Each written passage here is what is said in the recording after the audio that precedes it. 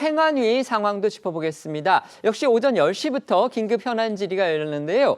이상민 행안부 장관, 조지호 경찰청장, 김봉식 서울경찰청장 등이 출석을 해서 이 계엄 당시에 경찰 대응에 대해서 야당원들의 추궁에 답을 내놓고 있습니다.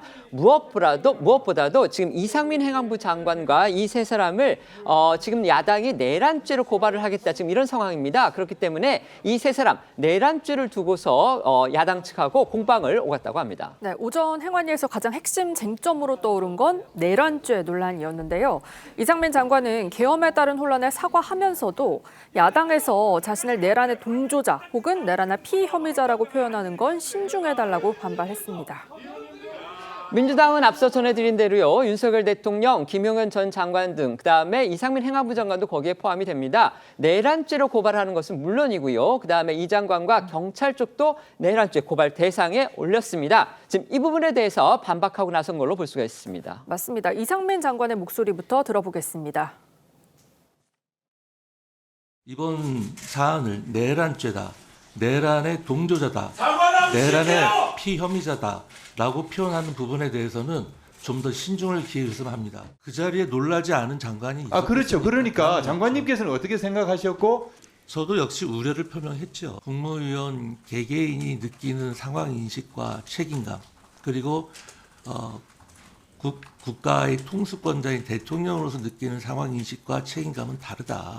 그런 말씀을 하셨고. 다 수긍을 자, 이상민 장관이 내란죄, 그러니까 당신이 내란죄 저지른 거 아니냐? 지금 이게 지금 야당의 질문이죠. 거기에 대해서 계엄 사태에 얼마나 개입을 했는지 이제 이런 부분 등과 관련을 해가지고 반박을 한 것 같습니다. 어떻게 들으셨습니까? 그러니까 사실은 계엄을 건의할 수 있는 장관은 국방부 장관과 행안부 장관이 맞습니다. 그런데 법에 그렇게 규정이 되어 있죠. 네. 근데 이번에 계엄을 건의한 거는 이제 국방부 장관이거든요.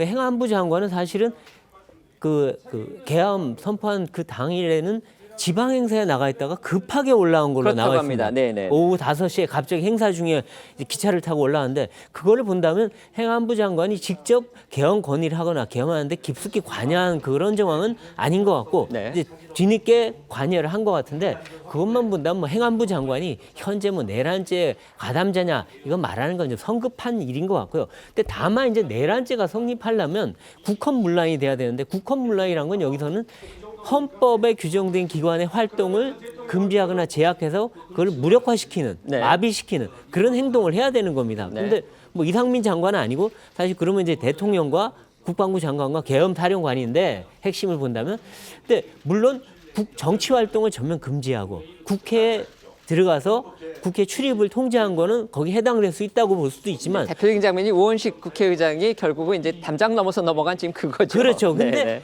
개의 자체를 방해하거나 국회를 운영을 방해하진 또 않았어요. 체포한다거나 그런 걸로 본다면 또 내란죄까지는 아니지 않느냐 이런 상황으로 지금 논란이 있는 상황입니다. 네, 알겠습니다.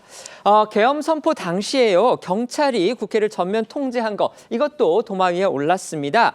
경찰청장은 이 부분에 대해서 오늘 이렇게 얘기를 했습니다. 계엄 사령관의 요청에 따른 것이다. 따라서 나는 내란 공범이 아니다. 지금 이렇게 반박을 했죠. 네, 조지호 경찰청장은 이 계엄 포고령에 따라서 국회를 전면 통제했다라고 했는데요. 그러니까 이제 민주당 의원이 이 계엄 사령부 포고령과 헌법 중에 무엇이 이제 중요하냐 이렇게 이제 질문을 하니까 이 조지호 경찰청장은요. 헌법 수임을 받아서 포고령이 만들어지는 것이기 때문에 이 모든 행정기관은 그 포고령을 다룰 의무가 생긴다라고 주장을 했습니다. 그러니까 이 포고령이 내려지면 모든 행정기관이 따를 의무가 있다라는 말인데 때문에 이 계엄 당시 경찰의 행위는 내란죄에 해당하지 않는다 이렇게 주장하기도 했습니다. 들어보시겠습니다.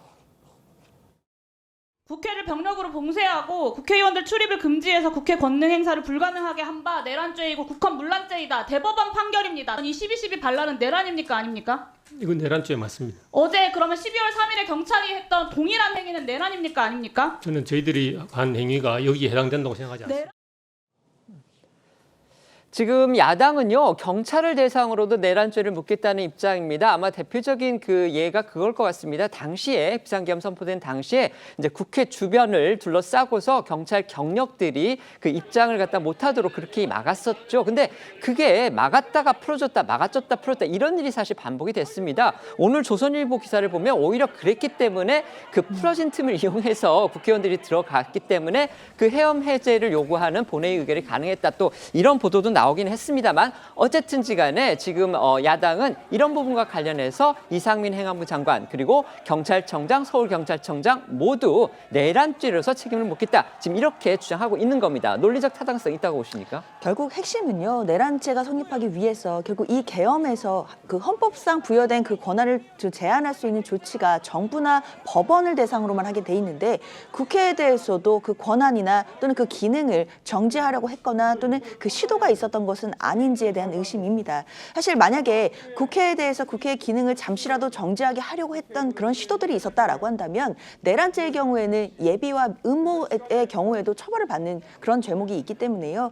사실 그렇다라고 한다면 당시에 국회 출입을 통제하려고 했던 그 경찰들의 행위에 대해서도 당연히 따져봐야 될 문제가 있다고 생각합니다. 그렇기 때문에 내란죄에 해당하는지 여부에 대해서 당연히 검토를 해야 되고 그 경찰의 행위에 대해서 물론 이 부분이 통제가 됐다가 열렸다가 지금 이런 부분을 좀 사실관계를 정확하게 확인해 봐야 되고 당시에 어느 지시를 받고 했는지를 살펴봐야 되는 것은 분명히 있지만 적어도 국회의 기능을 잠시라도 마비시키려고 했던 의도가 담겨 있다라고 볼 수 있다면 이런 부분들은 당연히 검토 대상에 포함된다고 보입니다.